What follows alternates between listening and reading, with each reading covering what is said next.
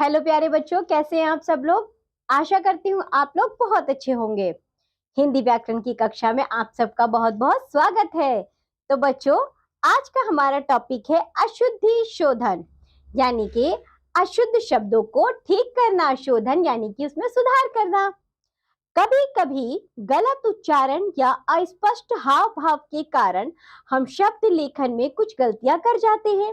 बहुत से गलत शब्द हमारे व्यवहार में भी गलत प्रयोग में आते रहते हैं और वे अशुद्धियों का कारण बन जाते हैं।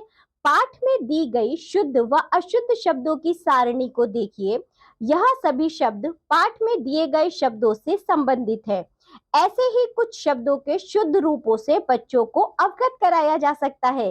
तो बच्चों, हमारे व्यवहार में, हमारी बोलचाल में, हमारे लेखन में कुछ ऐसे शब्द होते हैं जिन्हें हमें लिखते या बोलते समय ये समझ नहीं आ रहा कि ये शुद्ध है या अशुद्ध है। बच्चों, ऐसा क्यों होता है? ऐसा इसलिए होता है, जब हम अपनी भाषा को बोलना शुरू करते हैं, यदि हम शुरुआत में ही उच्चारण अपना गलत करते हैं तो बच्चों जिस प्रकार हम बोलते हैं ना, तो हमारे दिमाग में वह बैठ जाता है, तो हम उसको लिखते भी उसी तरीके से, यानी कि गलत उच्चारण करने से हमारा जो लिखित भाषा है वो भी गलत हो जाती है। इसलिए हमें शुद्ध और अशुद्धता का बहुत ध्यान रखना चाहिए। कुछ अन्य शब्द इस प्रकार हैं जो कि अशुद्ध है। देखिए उनका शुद्ध रूप क्या होता है। जैसे कि आवाज। आवाज तो बच्चों कोई शब्द नहीं होता ना, सही शुद्ध शब्द होता है आवाज। क्या होता है बच्चों? आवाज।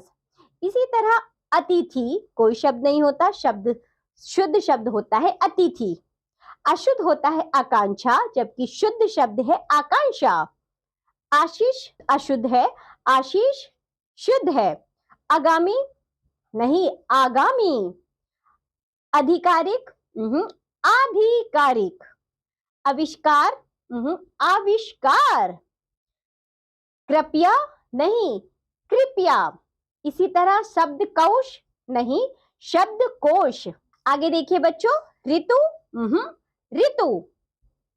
ऋग्वेद शुद्ध शब्द होता है ऋग्वेद।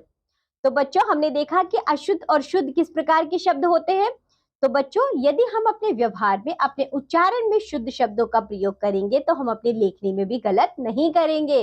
आप लोग इस तरह से बच्चों कुछ लिखते समय या बोलते समय शुद्ध और अशुद्ध शब्दों का विशेष ध्यान दीजिए। इसे हम बोलते हैं अशुद्ध शोधन, यानी कि अशुद्ध शब्दों को सुधारना। ठीक है ना।